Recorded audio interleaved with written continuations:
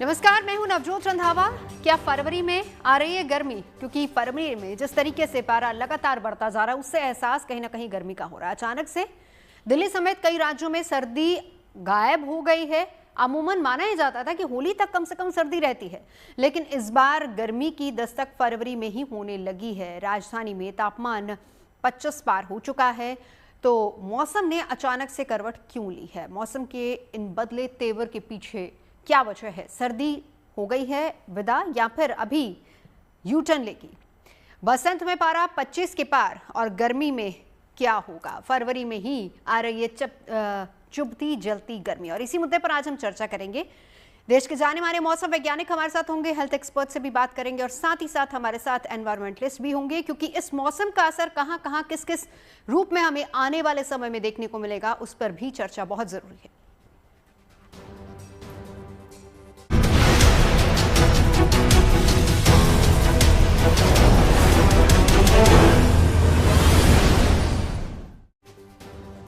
तो दिल्ली से मुंबई तक अगर देखा जाए तो मौसम का मिजाज बदल चुका है। चिलचिलाती गर्मी देखने को मिल रही है और मौसम विभाग ने पहले ही फरवरी के गर्म रहने का अलर्ट जारी किया था। इतना ही नहीं, आने वाले दिनों में गर्मी और बढ़ेगी और मैदानों ही नहीं बल्कि अगर पहाड़ों की भी बात करें वहां पर भी तापमान में इजाफा होने वाला है। हालांकि पश्चिमी विक्षोभ आज से पश्चिमी हिमालय क्षेत्र में प्रवेश करने वाला है। इससे पहाड़ों में थोड़ी बारिश होगी, लेकिन वो ज्यादा असरदार नहीं होगी और तापमान बढ़ेगा।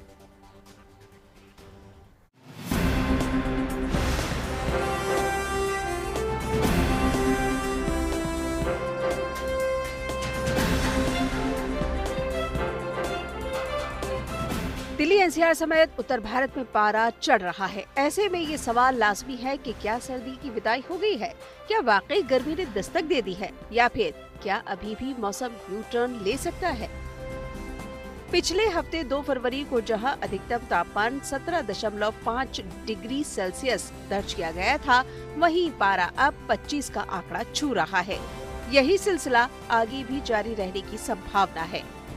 पूरा नॉर्थ वेस्ट इंडिया में अभी जो वेस्टर्न डिस्टर्बेंस के प्रभाव से क्लाउड्स दिखाई दे रहा है, लेकिन इसका कोई रेनफॉल एक्टिविटी हम अनुमान नहीं लगा रहे, जिसके कारण जो वेदर है वो क्लाउडी दिखाई दे रहा है।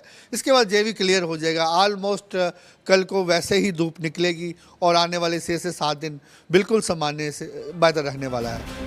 गौर करने वाली बात यह है कि दिल्ली एनसीआर और उत्तर भारत ही नहीं, मुंबई के मौसम का पारा भी हाई है। यहाँ लगातार तापमान में बढ़ोतरी हो रही है। सांता क्रूज में ही तापमान 35 डिग्री सेल्सियस के पार जा पहुंचा है, जो सामान्य से करीब 4 डिग्री सेल्सियस अधिक है।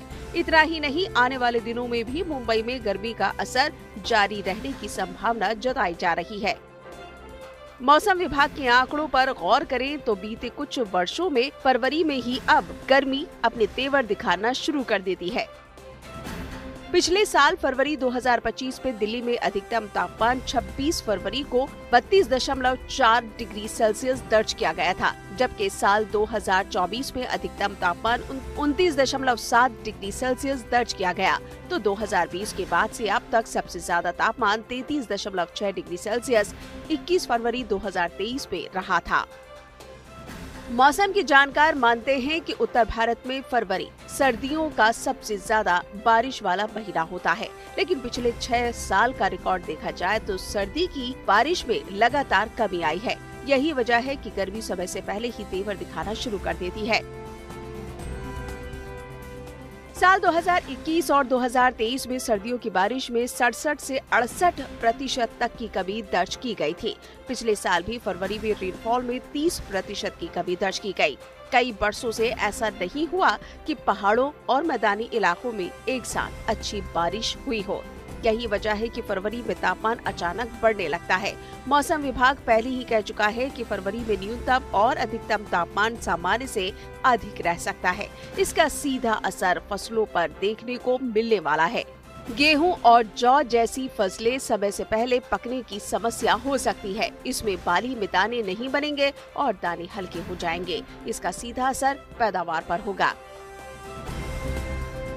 वैसे उत्तर भारत को शीतलहर और कोहरे से निजात मिली है, लेकिन मौसम विभाग का मानना है कि हालिया पश्चिमी विक्षोभ की वजह से पहाड़ों पर बारिश और बर्फबारी की संभावना बनी हुई है, जिसकी वजह से मैदानी इलाकों में हल्की फुल्की बदलाव देखने को मिल सकते हैं। लेकिन ये बदलाव ज्यादा नहीं टिकेगा और मैदानी इलाकों में फरवरी में ही गर्मी असर दिखाने लगेगी। दिल्ली से मनीषा लड्डा के साथ bureau report, good news today. आज का सबसे फरवरी में आ गई गर्मी या फिर मौसम लेगा यू टर्न। खास मेहमान हमारे साथ जुड़ चुके हैं, मैं परिचय करा देती हूं। परेश गोस्वामी जी, वेदर एक्सपर्ट हमारे साथ मौजूद है। Doctor Mohsin Wali, senior physician है, कंसल्टेंट गंगाराम अस्पताल से।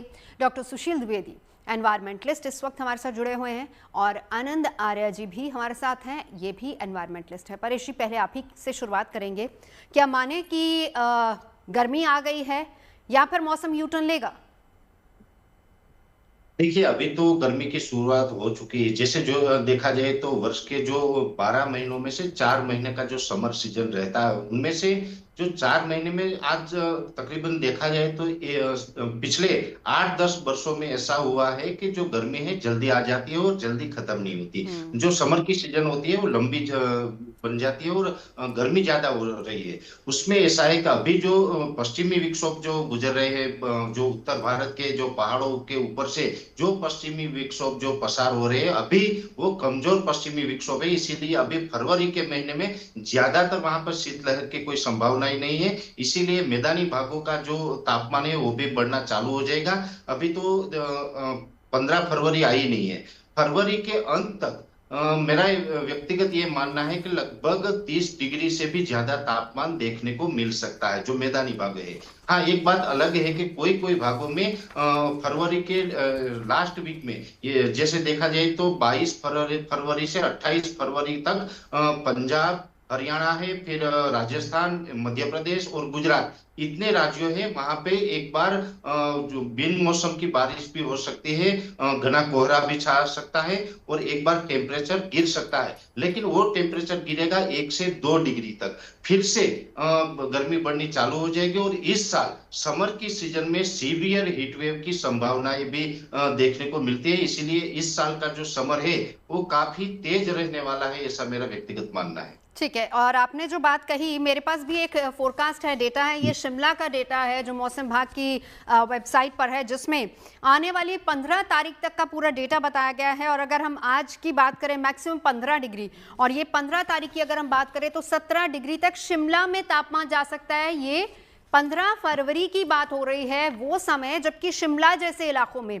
अच्छी खासी ठंड महसूस होती थी। आनंद आर्या जी, आपके पास आते हुए, और ये बदलाव हम पिछले काफी समय से देख रहे हैं, पिछले कई सालों से हम ये बदलाव देख रहे हैं कि फरवरी में अचानक से, भले ही वेस्टर्न डिस्टर्बेंस आ रहा है, वेदर एक्सपर्ट ये कह रहे हैं कि इसका असर 1 या 2 दिन रहेगा, लेकिन अचानक से मौसम में ये बदलाव क्या संकेत है?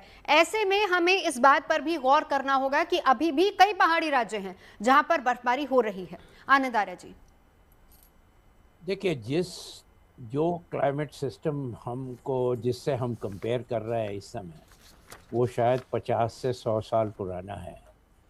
तो जो हमारी पर्यावरण प्रणाली थी वो आज की डेट में, या जिसको हम क्लाइमेट चेंज बोलते हैं, वो क्लाइमेट चेंज नहीं हुआ है। मेरे हिसाब से जो क्लाइमेट सिस्टम है वो पूरा ध्वस्त हो चुका है। क्यों? उसके रीज़न है, देखिए, ये बदलेगा और हमें उसके बदलते जो हालात हैं उनके अनुसार हमें अपने स्टैंडर्ड्स को फिट करना होगा। कि देखिए, जैसे आज से जिसकी हम बात कर रहे हैं कि फरवरी में ऐसा मौसम होता था, वो कोई 40 से 50 साल से 100 साल पहले तक होता था, जब हमारे पास 6 ऋतुएं होती थी, जिसमें बसंत होती थी और उधर पतझड़ भी होता था। तो अब वो सब चीज़ें, तो हमने वो सिस्टम हमारा ध्वस्त हो चुका है। अब हमें अपना एक तरह से नया क्लाइमेट सिस्टम और उसके नए स्टैंडर्ड्स को हमें डिफाइन करना पड़ेगा। और अगर इनको बदलते ही रहना है और उनको कहीं पे ले जाके रोकना है, तो जो हमें क्लाइमेट चेंज जिसकी वजह से हुआ है, उन सारे फैक्टर्स के ऊपर हमें किसी न किसी तरह से कंट्रोल करना पड़ेगा। अब देखिए, ये तो रियलिटी है कि आपकी पॉपुलेशन बढ़ गई है, उसका कोई निदान नहीं है और वो बढ़ती ही रहेगी। नंबर 2, जो हमारी खासकर इंडिया की जो एग्रीकल्चरल इकोनॉमी थी, अब वो बड़ी तेज़ी से इंडस्ट्रियल इकोनॉमी और सर्विस इकोनॉमी की तरफ बढ़ रही है। तो उसकी वजह से जो चेंजेस होंगे और जो हो चुके हैं, जैसे दिल्ली की एरिया किसी ज़माने में 10-12 किलोमीटर आपका नॉर्थ साउथ होता था और इतना ही आपका ईस्ट वेस्ट होता था। और अब तो आपका नॉर्थ वेस्ट से लेके और ईस्ट साउथ ईस्ट, साउथ और नॉर्थ से लेके ईस्ट वेस्ट से लेके आप इस समय दिल्ली की जो पॉलिटिकल बाउंड्री है, उसमें कोई जगह ऐसी नहीं है कि जहाँ पे कंस्ट्रक्शन नहीं हुई है। तो जी। इसका मतलब ये है कि जो कंस्ट्रक्शन हो चुकी है और जो ग्रीन एरियाज हमारे थे, एग्रीकल्चर फील्ड थे, पार्क्स थे या छोटे फॉरेस्ट थे, वो सब खत्म हो गए हैं। तो उसकी वजह से ये हीट आइलैंड्स बन रहे हैं। और जी। अब हीट आइलैंड्स बनेंगे, अब ये सिर्फ दिल्ली में ही नहीं हो रहा है, ये सारे देश के अंदर हो रहा है। तमाम सबसे मेट्रो ज्यादा सिटीज की आप बात करें, एक तरीके से हर कंक्रीट के गार्डन बन गए। मैं आपके पास लौटूंगी, एक बार यही सवाल एक बार डॉक्टर सुशील आपके पास आते हुए। हालांकि महाराज जी जो बात कह रहे हैं वो कह रहे हैं कि 50-100 साल पहले, लेकिन 2 दशक में सबसे बड़ा बदलाव देखा गया। कम से कम 2 दशक पहले फिर भी जो सीजन्स थे वो अपने समय से चला करते थे। बहुत तेजी के साथ वातावरणीय परिस्थितियां बदल रही हैं और उसके पीछे क्या जो कारण समझ में आ रहा है नवजोत जी, वो हम इंसानों का जो लालच है, इस लालच की धरती बर्दाश्त नहीं कर पा रही है। आप ये सोचिए कि 8 अरब से ज्यादा जो इंसान इस धरती पर रह रहे हैं, अब उनके भरण पोषण के लिए हम और आप लोग धरती के साथ ज्यादा से ज्यादा जो संसाधन है, संसाधनों की जो भूख है, वो हमें और आपको इस दौर में पहुंचा दी कि आज आपने जैसे अभी बोला कि कंक्रीट के पार्क कहें, जंगल कहें या मैदान कहें, ये हम लोगों ने बना दिए। या फिर हम दूसरी तरफ देखें कि ये जो हम और आप जो हमारा लालच है, जिसकी वजह से आज क्लाइमेट चेंज या जो भी परेशानियां हम और आप लोग देख रहे, इसके द्वारा सीधे सीधे मेरी आपकी खाद्य सुरक्षा अर्थात फूड सिक्योरिटी सीधे सीधे प्रभावित हो रही। मैं मूल रूप से बुंदेलखंड से ताल्लुक रखता हूं और मेरी खेती किसानी से जुड़ा हुआ एक जीवन पहले से रहा है। जी। तो सीधा सीधा जो गेहूं की फसल है, देखिए एकदम गर्मियां बढ़ेंगी, अभी अप्रैल के पहले ही, अभी फरवरी से ही स्टार्ट हो गया, जबकि होना चाहिए था हमारा मार्च के लास्ट में ये सब मौसम के 30 डिग्री सेल्सियस या 35। तो गेहूं के जो दाने हैं, जो बाली जो लगते हैं, वो छोटे रह जाएंगे, उसकी उपज कम होगी। बुंदेलखंड को दालों का कटोरा कहते हैं, अच्छे से दालों की उपज ही नहीं हो पाएगी, तो लोगों की खाद्य सुरक्षा सीधे सीधे प्रभावित होगी। नवजोत जी, एक चक्र होता है, जो फसलें उगती हैं उनका एक अपना एक चक्र होता है।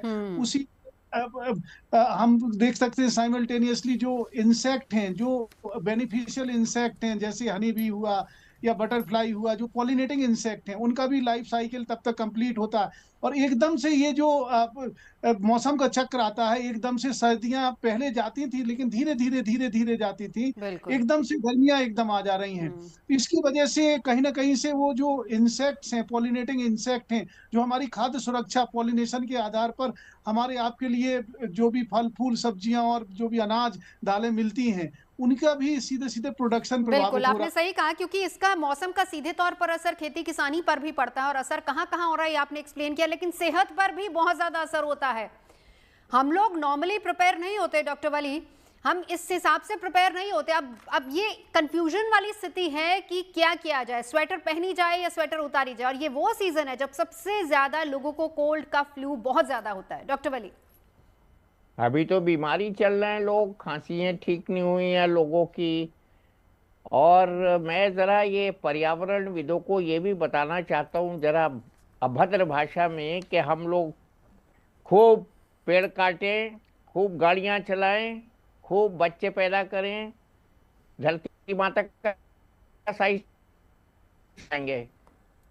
कोई धरती माता फुटबॉल तो है नहीं, बड़ी कर दो हवा भर के, कांस्टेंट है, एरिया कांस्टेंट है। ऑस्ट्रेलिया जैसे देश में ये नहीं वैलिड है, कहीं कहीं वर्ल्ड में और भी नहीं वैलिड है, लेकिन हमारे यहाँ तो आबादी जिस तादाद से बढ़ रही है, रिसोर्सेस का तो बहुत ज़्यादा हनन हो रहा है। मैं थोड़ा हार्श हूँ लेकिन मैं सच्चाई बोल रहा हूँ। जहाँ गाड़ियाँ अभी 2-3 हफ्ते से मैंने नोटिस किया है, दिल्ली पे गाड़ी चलाने की जगह नहीं बची है। कहाँ ये टैक्सीज, गाड़ियां, स्कूटर, मोटरसाइकिल्स और ये कॉमर्शियल व्हीकल्स और ये जो डिलीवरी बॉयज हैं, ये पहले देखने को नहीं मिलते थे भाई। इनसे हीट निकल रही है, धुआं तो हमको दिखता नहीं है अब डीजल का, गैसेस भी नहीं दिखती, वो गंदी गैसेस तो लंग्स में जा रही हैं, अदृश्य पॉल्यूशन नहीं दिखता, लेकिन उसके साथ हीट भी निकल रही है। और ये गर्मी का कारण वो भी है, ग्लेशियर पिघल रहे हैं। और जनाब बड़ा इमरजेंसी आने वाली है। मैं आपके हर प्रोग्राम में कहता हूँ, छोटी बिटिया जो थी ग्रेटा थनबर्ग, अब वो बड़ी लेडी बन गई है, ये कहते कहते पर्यावरण की सुरक्षा करिए, संरक्षण करिए। तो हमारा शरीर, आपने जो बात पूछी, कैसे तैयार होगा इस वातावरण में परिवर्तन के लिए। आपका जब फोन आया तो मेरा ध्यान गया कि हाँ आज गर्मी है, तो मैंने कोट उतार के आज पहली बार अपना एप्रन पहना है 2.5 महीने के बाद। ये धुला हुआ टंग रहा था तो मैं भी जरा गर्मी के लिबास में आ गया। अब दूसरी बात जो मैं बताने जा रहा हूँ वो ये है कि ये जो सर्दी का बदलता हुआ मौसम है, आपने बिल्कुल ठीक चुना है ये टॉपिक आज के प्रोग्राम के लिए।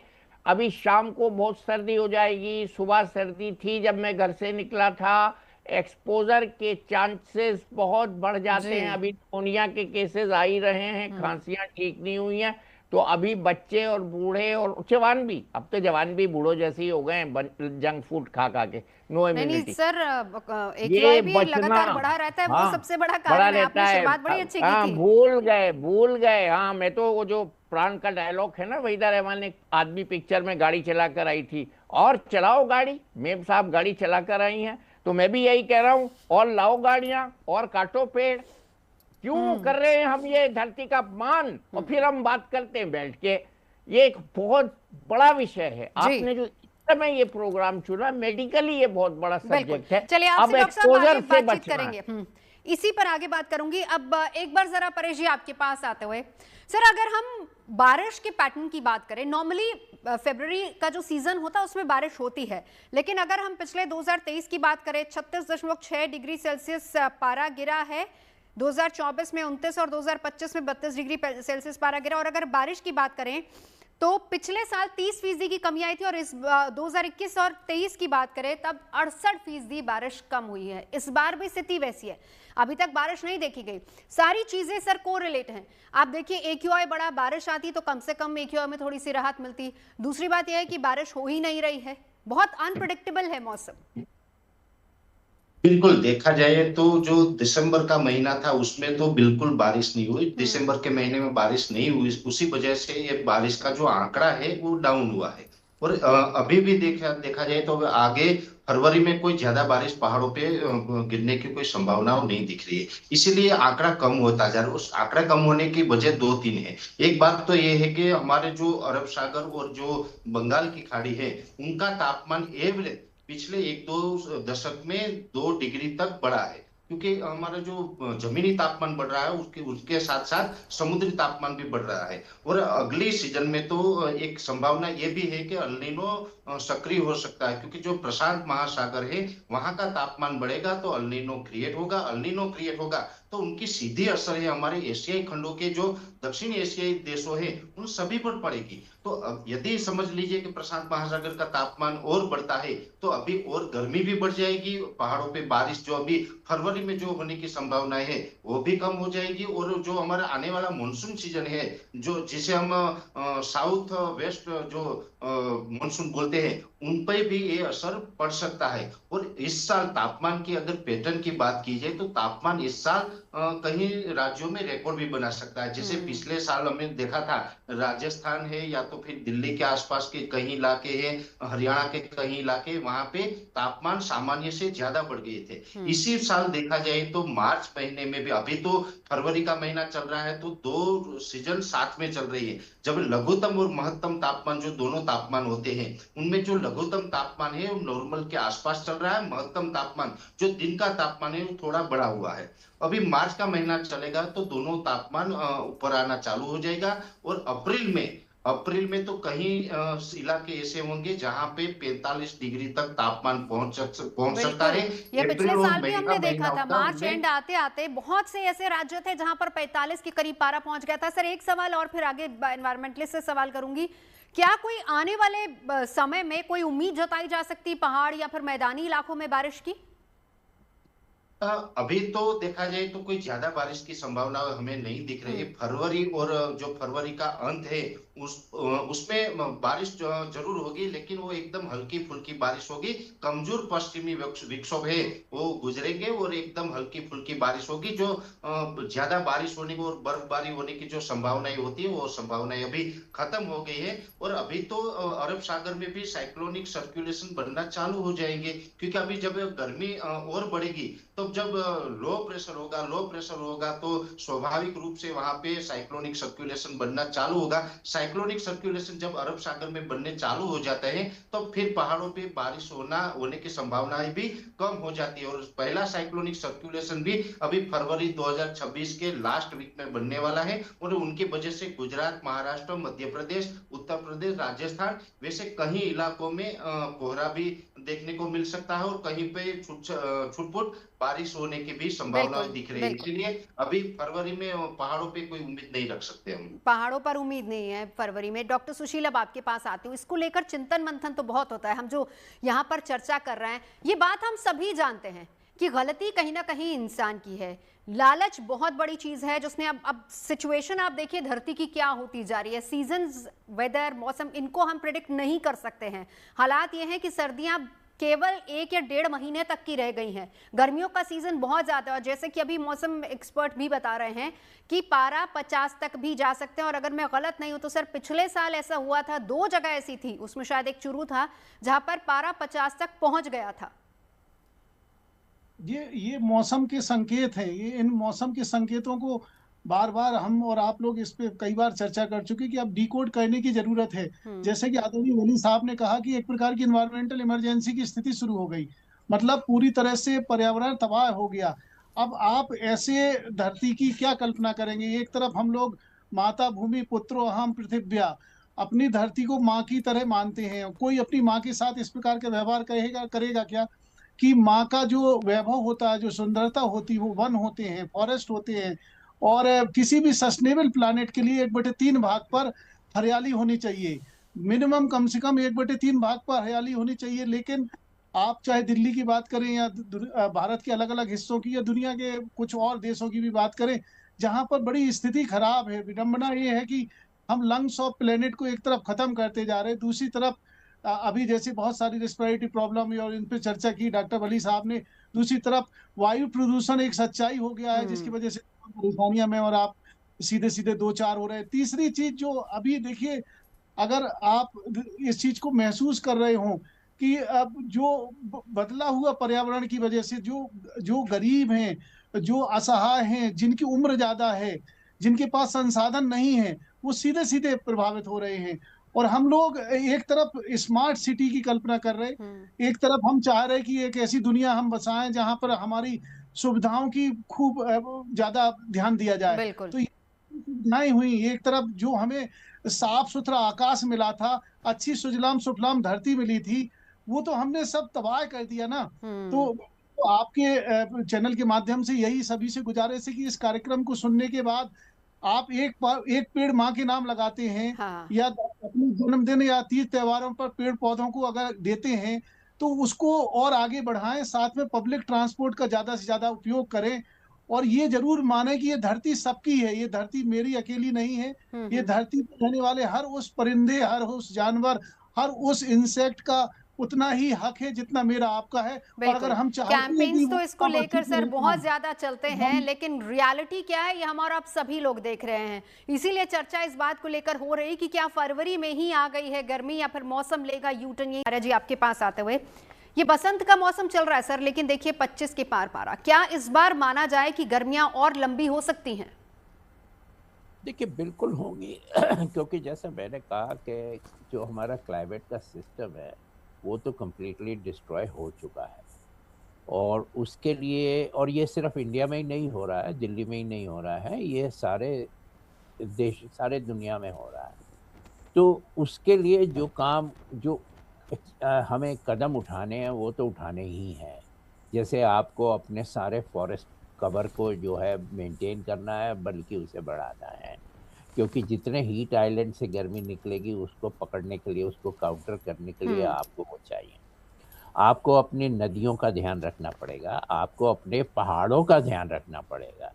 ये जो हम जैसे देश के अंदर इस समय चल रहा है कि भाई सर्दियों के अंदर भी आप वहाँ मंदिर खोले जाएंगे, चार धाम यात्रा होगी, ये सारे इको सेंसिटिव हिल्स हैं। तो वहाँ पे तो जो उनके हिसाब से जो रिस्ट्रिक्शन होनी चाहिए वो तो हमें लगानी ही पड़ेगी।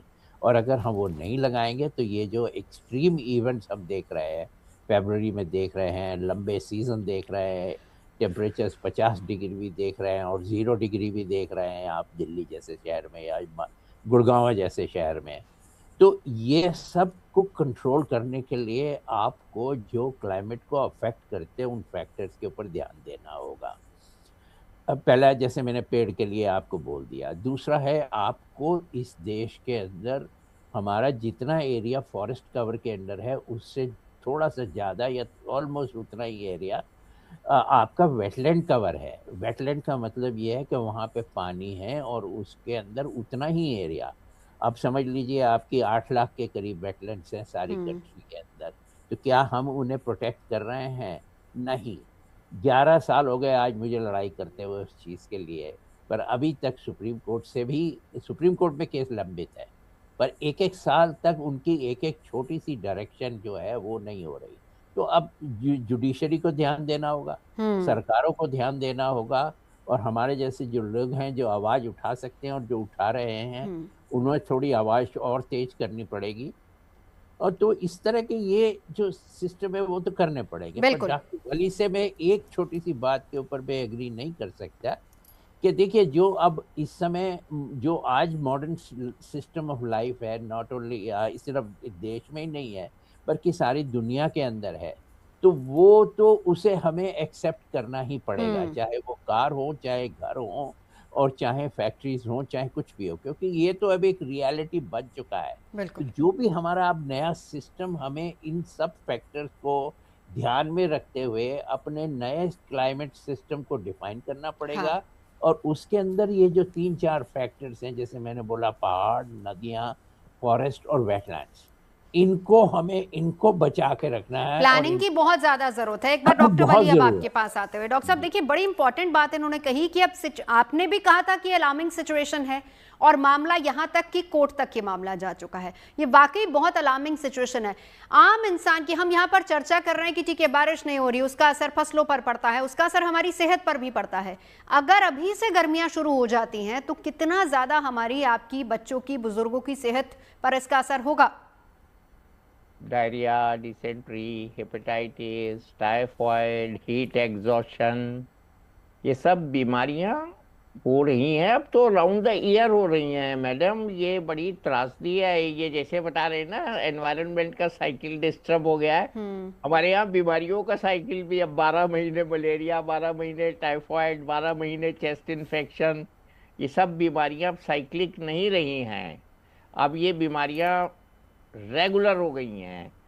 और जितने भी कॉजेज हैं इस चीज़ के, वेदर के, फ्लेक्सिबिलिटी के या वेदर चेंज के, हम विक्षोभों की बात करते रहे, human climatic change is the biggest cause. Human caused climatic change is the biggest cause, I repeat. तो ह्यूमन कॉस्ट को तो ह्यूमन ही ठीक करेगा ना। 5 बच्चे हैं, 5 गाड़ियां, 2 बच्चे, तो 2 गाड़ियां, इसमें ना मानने की कोई बात ही नहीं है। अरे भाई, मैं जब दिल्ली आया था मेरे पास 1 गाड़ी थी, 1 स्कूटर था, मेरे घर में ही 5 गाड़ियां खड़ी हैं। इसका कोई इलाज नहीं है, नहीं हो सकता। होंगे तो बच्चे ही कम कर लो ना। मेरी बीवी रोज कहती है औरतों से, मत करो बच्चे। ये काम कितने आएंगे ये नहीं पता, खैर ये तो ज़रा साइंटिफिक नहीं है, लेकिन हम आबादी पे कंट्रोल करें। मेरे प्रेसिडेंट वेंकटरमन हर भाषण में कहते थे कि एक ज़माना था हिंदुस्तान में पेन विल्सन का होता था और फास्टनेट 555 के बाहर से आते थे। हमने जितनी तरक्की की है वो आबादी के जो विस्फोट है उससे डाइल्यूट हो जा रही है। कहाँ हो रही तरक्की जब आबादी इतनी बढ़ जाएगी? सब बीमार पड़े, अस्पताल कहाँ थे पहले इतने? अब पहले गंदगी ज्यादा थी, अस्पताल कम थे, अब गंदगी कम है, अस्पताल ज्यादा है। कहीं ना कहीं गड़बड़ है। हाँ, बोतलों का पानी नहीं पीते थे पहले, कम बीमार होते थे लोग, अब हर एक के हाथ में बोतल है, बीमार ज्यादा है।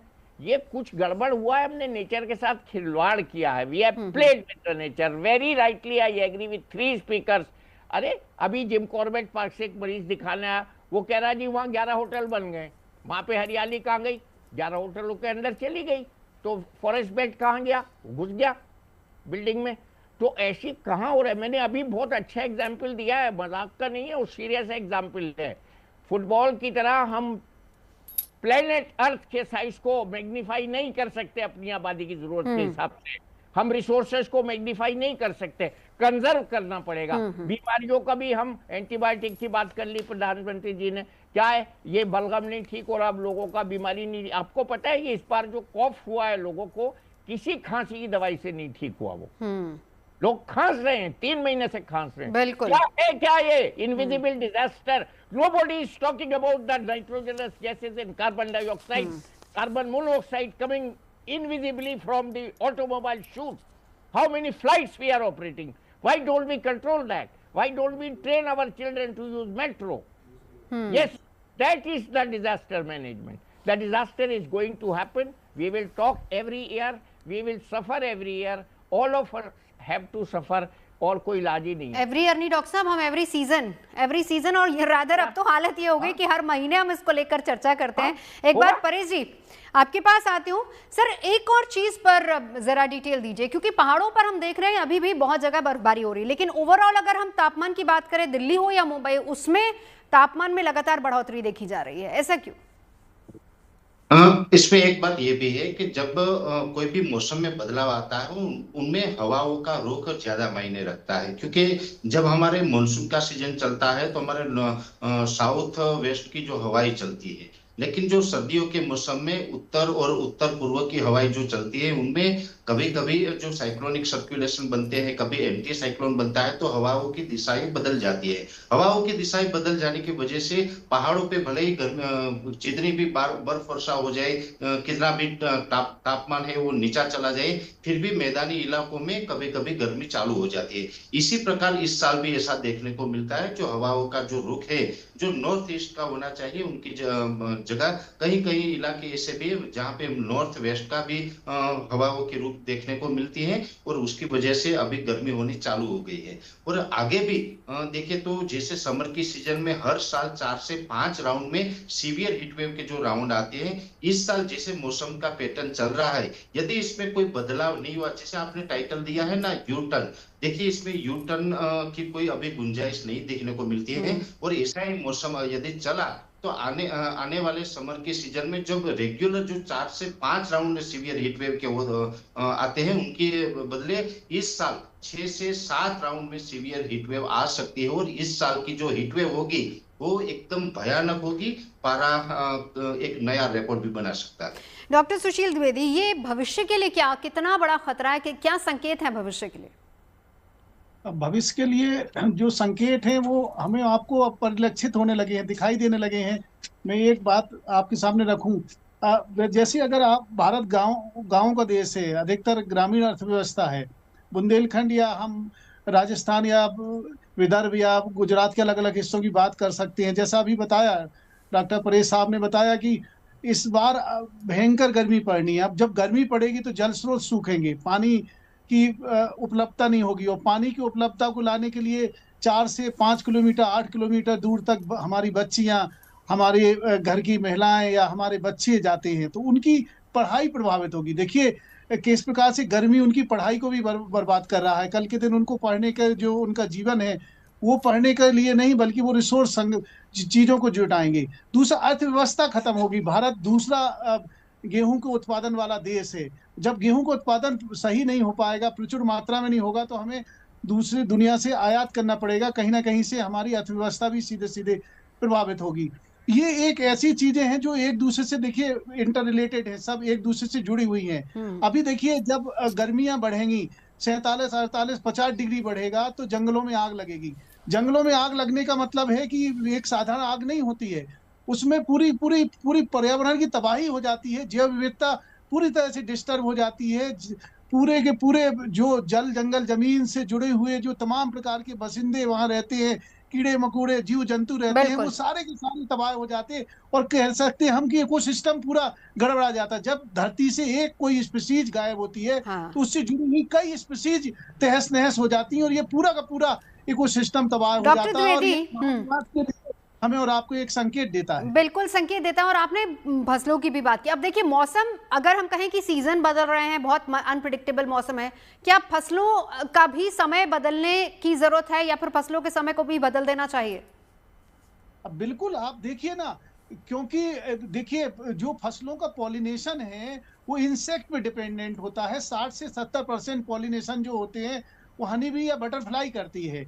अब जब सर्दियों का मौसम एक पर्याप्त ड्यूरेशन तक नहीं रहेगा या रबी की फसल में पर्याप्त रूप से उनकी बालियों में बीज नहीं बनेंगे या उनके इन्फ्लोरेसेंस में आगे चल के फल और फ्लावर अच्छे से विकसित नहीं होंगे, और जिसके बाद पॉलिनेशन के बाद उसका फ्रूट और बीज का निर्माण नहीं होगा, तो ये कहीं ना कहीं से जो ट्रेडिशनल क्रॉप थी, जो भारत की पारंपरिक फसलें थी, जिन्हें सदियों से उगाते आए हैं, क्योंकि पहले भारत एक ऐसा हमारा देश का एक एक कल्चर रही है कि हम लोग प्रकृति के पूजक रहे हैं, हम्म। प्रकृति के साथ उतना ही हम्म। लेते थे जितनी जरूरत होती थी, और प्रकृति के लिए ज्यादा से ज्यादा संवर्धित या कंजर्व करने की कोशिश करते थे, जैसा डॉक्टर वली साहब ने अभी बताया भी था। बिल्कुल। तो अब हमें और आपने जैसे जैसे भौतिकतावादी युग की तरफ गए, हमने दुनिया के और देशों की नकल की और अपना जो अच्छा था वो हम लोगों ने कहीं ना कहीं से खोना शुरू कर दिया। हाँ। जो हमारे वेद पुराण उपनिषदों में हमारे रीति रिवाजों के साथ जुड़े हुए थे, हम पर्वतों की पूजा करते थे, हम नदियों की पूजा करते थे, हम पेड़ों की पूजा करते थे। तो ये सब तो हमारा पूजा करने का एक प्रकार का ये हमारे रीति रिवाज त्योहारों से जोड़े गए थे, इसलिए हम्म। कि हम उसे बचाएं, हम उनके बारे में सोचें, उनके बारे में मेरे आपके अंदर संवेदना आए। तो जब ये सब गड़बड़ हुआ तो कल के दिन ये भविष्य में हमें आपको देखना पड़ेगा हम्म। कि जो हमारी पारंपरिक फसलें होती थी, जी। जो भारत के अलग अलग हिस्सों में उगाई जाती थी, तो ये जो अप्रत्याशित गर्मी है या फिर हम मौसम के प्रतिकूल थपेरे हैं, अगर हमने इनके बारे में गंभीरता पूर्वक नहीं सोचा तो वो दिन दूर नहीं कि आज नहीं तो कल मेरा आपका जीवन भी सीधे सीधे संकट में होगा, बिल्कुल। मेरी आपकी थाली में भी भोजन पर्याप्त रूप से समय पर नहीं पहुंच पाएगा। ठीक है, आनंद आरा जी आपको इंक्लूड करना चाहूंगी। सर, जो सिचुएशन अभी हम देख रहे हैं, साल दर साल सर्दियों के दिन बहुत कम होते जा रहे हैं और गर्मियों के दिन बढ़ते जा रहे हैं, ये क्या संकेत है भविष्य में? क्या आने वाले समय में कोई ऐसा दिन भी हम देखेंगे कि सर्दियां रहेंगी नहीं? बिल्कुल हो सकता है, क्यों नहीं हो सकता। क्योंकि देखिए जो सिस्टम हमारा था, ये देखिए जो भी आपकी पूरी क्लाइमेट जो है और जो आपके सीजन है वो ओवरनाइट तो चेंज होते नहीं, 10-15 साल में चेंज नहीं होते। आप 20 साल की बात करिए, मैं 40-50 साल की बात कर रहा हूँ। तो इनको कंट्रोल करने के लिए ये कोई डाउट नहीं है किसी तरह का किसी के माइंड में कि हमारा जो क्लाइमेट का सिस्टम है वो तो डिस्ट्रॉय हो चुका है। अब उसको ठीक कैसे करना है, उसके लिए जो स्टेप्स लिए जाने हैं वो बहुत एसेंशियल है। और मेरे हिसाब से ये 4 कैटेगरी में जाते हैं। नंबर 1, आपके पहाड़ बचाने हैं आपको, जिससे आपको स्नो भी रहे, उससे कवर रहे, पानी मिले। आपको नदियों का सफाई रखनी है, जैसे कि हमारी यमुना नदी है, कितनी गंदी है, उसे साफ रखना है। तीसरा, आपको पेड़ बचाने हैं, आपको पेड़ लगाने हैं, फॉरेस्ट कवर बढ़ाना है, आपको वेटलैंड्स को बचाना है। और इन सब चीज़ों को जहाँ पे हम ध्यान नहीं दे रहे हैं, वो इंडिया में नहीं, सारे देश, सारी दुनिया में हो रहा है। और उसी की वजह से, जैसे डॉक्टर साहब कह रहे हैं कि इस तरह की बीमारियां आ रही हैं, इस तरह के आ रहे हैं, तो ये जितने भी आपके एक्सट्रीम इवेंट्स हैं कि फरवरी में इतनी गर्मी, हो सकता है आपको जुलाई अगस्त के अंदर इतनी ठंड भी देखने को मिल जाए, क्योंकि इसका ये टोटली अनप्रेडिक्टेबल हो चुका है। और उसको संवारने का तरीके यही हैं जो मैंने आपको 4 तरीके बताए। और इसके साथ साथ देखिए अब कुछ चीज़ें तो जो हैं आपको आज आपको गिवन है, आपको एक्सेप्ट करना ही है कि जो आज आपकी पॉपुलेशन है और जो आपका आज का रहन सहन का जो सिस्टम है वो तो आपको एक्सेप्ट करना है। और उसको ध्यान में रखते हुए जो हमें स्टेप्स लेने हैं वो फिर भी 4 ही रहते हैं कि आप अपने पहाड़ों को बचाइए, अपनी पेड़ों को बचाइए, या वेटलैंड्स को बचाइए, नदियों को बचाइए। और जैसा कि डॉक्टर द्विवेदी ने भी कहा, हमारे जो स्क्रिप्चर्स हैं, एंशिएंट स्क्रिप्चर्स हैं, उसके अंदर सैंक्टिटी थी एक एनवायरनमेंट की, जो वो बता रहे हैं। और इस पे किताब भी हैं, ऐसा नहीं है कि भाई वहाँ पे समराइज नहीं हुआ, वो किताबें भी समराइज हो चुकी हैं। तो जब तक कि हम अपने रूट्स पे नहीं जाएंगे, जो रूट कॉजेस हैं उन पे अटैक नहीं करेंगे, वरना आप तो ये देखेंगे क्योंकि एक दिन बरसात भी जल्दी शुरू हो सकती है और बरसात नहीं, ऐसा देखा गया ना सर, पिछले साल भी देखा गया, बहुत अनप्रेडिक्टेबल मौसम रहा, बहुत सी ऐसी जगह थी जहां पर बाढ़ बहुत ज्यादा आई है, बहुत ज्यादा बारिश हुई, बहुत ज्यादा बाढ़ आई। डॉक्टर वली, आपके पास आते हुए, देखिए कहने को बहुत तरक्की की है भारत ने और हम कोशिश ये कर रहे हैं कि 2047 तक विकसित भारत की तरफ जाएं, जिसके लिए हम तरक्की भी कर रहे हैं। लेकिन दो चीजें देखिए, आपकी हेल्थ अगर सही नहीं रहेगी, आपका मौसम अगर सही नहीं रहेगा, उसका असर सीधा हेल्थ पर भी आता है और हमारी एग्रीकल्चर पर भी, जिसका सीधा असर हमारी इकोनॉमी पर आएगा। क्या हम ये अफोर्ड कर सकते हैं? क्या इस तरीके से हम आगे बढ़ेंगे? नहीं, अफोर्ड नहीं कर सकते। मैं जरा जो आप लोगों की चर्चा हो रही है, मैं उससे बहुत प्रभावित भी हूँ, प्रसन्न भी हूँ। और आपने जो आज टॉपिक चुना है, उसके मैं बड़ी शाबाशी दे रहा हूँ आपको। देखिए, हमारे बच्चे 5 बजे तक पार्टी क्यों कर रहे हैं, कितनी बिजली फूक रहे हैं? अरे भाई, जब सोने का टाइम है तो सो जाओ, ये बिजली तभी जलाओ जब आवश्यक हो। कितनी बड़ी एनर्जी सेविंग होगी अगर हम अपनी दिनचर्या को वैसे ही कर लें जैसे पुरानी थी। रात को 10-10 बजे तक हम पढ़ते थे हॉस्टल में, हम 2 बजे तक भी पढ़ते थे, लेकिन सुबह 5 बजे तक बिजली नहीं जलती थी क्लबों की। मैं मेयो क्लिनिक गया था, लॉर्ड मेयो थे, उन्होंने नाइट क्लब्स बंद करा दिए थे रोचेस्टर मिनेसोटा में। आज तक वहाँ एक भी नाइट क्लब नहीं है। ये हो सकता है, पूरी अमेरिका में नाइट क्लब है, रोचेस्टर मिनेसोटा मेयो क्लिनिक के शहर में नहीं है। तो ये अनुशासन होना चाहिए घरों में कि भैया कहाँ थे तुम, सुबह 5 बजे तक पार्टी क्यों कर रहे थे? किसके बाप की बिजली फूक रहे थे? तुम्हारे देश की बिजली कहाँ से बनेगी इतनी सारी? गाड़ी का पेट्रोल क्यों फूक रहे हो? गाड़ी क्यों चल रही है सड़क पे रात के 5 बजे? क्या जरूरत है? कौन सा स्कूल खुल रहा है उस समय? हम अपने घर से शुरू करना पड़ेगा। अपने बच्चों की संख्या कम करो, पेड़ों की संख्या ज्यादा करो, बच्चों को दिनचर्या सिखाओ।